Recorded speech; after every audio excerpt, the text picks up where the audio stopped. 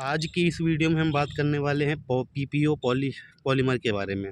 ठीक है, PPO पॉलीफिनाइलिन oxide इसका नाम होता है। इसका जो मोनोमर होता है वो होता है 2,6 डाइमिथाइल 1,4 फिनाइलिन ईथर।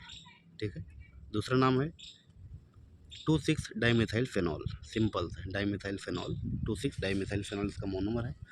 अब हम बात करते हैं इसके प्रॉपर्टीज़ के बारे में।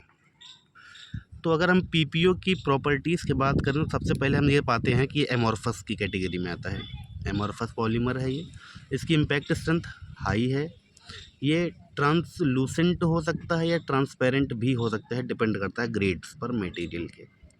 ठीक है, हाईली स्टेबल होता है, डायमेंशनल स्टेबिलिटी इसकी बहुत ही अच्छी होती है। चीपर होता है, सस्ता होता है PPO material. Good abrasion resistance, ये घिसन का प्रतिरोध करता है। और गुड डायमेंशनल स्टेबिलिटी, इसके डायमेंशंस बहुत ही बेहतरीन होते हैं। गुड थर्मल रेजिस्टेंस, तो थर्मल रेजिस्टेंस जो होते हैं बहुत ही अच्छे होते हैं, हीट का प्रतिरोध करता है। हाई केमिकल रेजिस्टेंस, केमिकल का भी प्रतिरोध करता है। लाइटनेस, हाई मेल्टिंग पॉइंट इसका बहुत ज़्यादा है। गुड इलेक्ट्रिकल इंसुलेशन बहुत ही अच्छा है। लो मॉइस्चर एब्जॉर्प्शन, इसका मॉइस्चर का एब्जॉर्प्शन लो होता है। ठीक है, मॉइस्चर एब्जॉर्ब कम करता है। गुड ये रिसाइकलेबल होता है। ठीक है, इसको हम रिसाइकिल कर सकते हैं। टॉक्सिक बहुत ही कम होता है, लो टॉक्सिक होता है। ईज़ ऑफ प्रोसेसिंग, इसको प्रोसेस करना बहुत ही आसान है। और इसकी सरफेस फिनिश जो होती है बहुत ही अच्छी होती है। ठीक है, और गुड इलेक्ट्रिकल इंसुलेशन इसकी एक और प्रॉपर्टी है। तो ये है इसकी प्रॉपर्टीज़। अब प्रोसेसिंग के बारे में कुछ हम बात कर लेते हैं। तो प्रोसेसिंग में इसका जो ग्लास ट्रांजिशन टेम्परेचर होता है वो कितना होता है? वो होता है 190 से लेकर के 215 डिग्री सेल्सियस के बीच में होता है। ठीक है,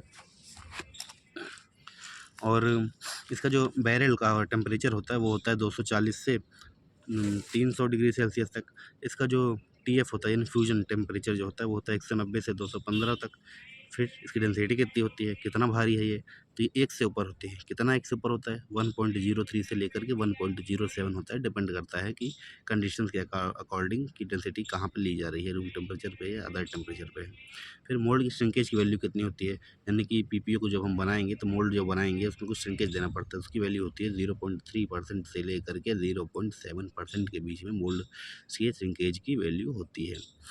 ठीक है, अब प्रोसेस करेंगे हम पीपीओ का जब, तो हमको प्रीहीटिंग टाइम की ज़रूरत पड़ती है और प्रीहीटिंग टेम्परेचर की ज़रूरत पड़ती है। तो उसके लिए हमको दाना गर्म करना पड़ेगा। अब गर्म करने के लिए हम कितने टेम्परेचर पर गर्म करें हमें पता ही नहीं है। तो हम क्या करेंगे, हम पता करेंगे तो हमें पता चलेगा कि हम इसको 90 से लेकर के 120 डिग्री सेल्सियस तक गर्म कर सकते हैं। चलो ठीक है, तो इसके बाद कितनी देर के लिए गर्म करें? तो गर्म करने के लिए आपको 30 मिनट से लेकर के 120 मिनट यानी आधे से लेकर के 2 घंटे तक देने पड़ सकते हैं।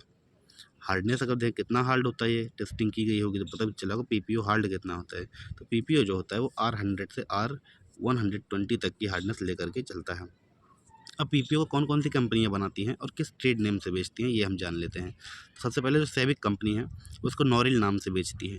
ठीक है, उसका ट्रेड नेम क्या है? नॉरिल। BASF दूसरी कंपनी, ये अल्ट्रासोन नाम से बेचती है। तीसरी है सेलानीज, तो सेलानीज जो है वो वेंडर नाम से बेचती है। उसके बाद एक और है असाही कैसी, ये जायरोन के नाम से बेचती है। फिर एक है चिमी कॉरपोरेशन, ये पॉलीलैक नाम से सेल करती है। अब कुछ एप्लीकेशंस के बारे में बात कर लेते हैं कि हम इससे पीपीओ से कौन कौन से मेटल बनाते हैं। तो सबसे पहले पीपीओ से आप लाउड स्पीकर के कवर बनाते हैं, प्रिंटर की बॉडी बनाते हैं, वॉशिंग मशीन की बॉडी बनाते हैं। ठीक है, वाटर मीटर बनाते हैं और कंप्यूटर के टर्मिनल्स होते हैं वो बनाते हैं। ऑटोमोटिव में आप इंजन के कवर बनाते हैं। ठीक है, और इंटीरियर ट्रिम बनाते हैं। ठीक है, कनेक्टर्स बनाते हैं। ठीक है, वाटर फिल्टर हाउसिंग बनाते हैं, डिश वॉशर बनाते हैं, वो भी आपका पीपीओ का होता है। ठीक है, एरोस्पेस में भी पीपीओ यूज़ होता है। ठीक है, पंप फिटिंग में वॉल्व्स बनती हैं, केसेस बनते हैं, वहाँ भी पीपीओ यूज़ होता है। उसके अलावा लगेज प्लम्बिंग कंपोनेंट, लगेज में यूज़ होता है, प्लम्बिंग कंपोनेंट में यूज़ होता है। और टेलीकम्युनिकेशन इक्विपमेंट होते हैं वहाँ पर भी पीपीओ का बहुत ही यूज़ होता है। इस तरह समझ जाना पीपीओ मेटेरियल के बारे में, पीपीओ मेटेरियल के एप्लीकेशन होते हैं क्या, इसके प्रोसेसिंग कंडीशन होती हैं, क्या इसका प्रॉपर्टीज़ होती हैं। तो अगर आपको भी कोई डाउट हो वीडियो में तो आप हमसे पूछ सकते हैं, कमेंट करिए, चैनल सब्सक्राइब करिए।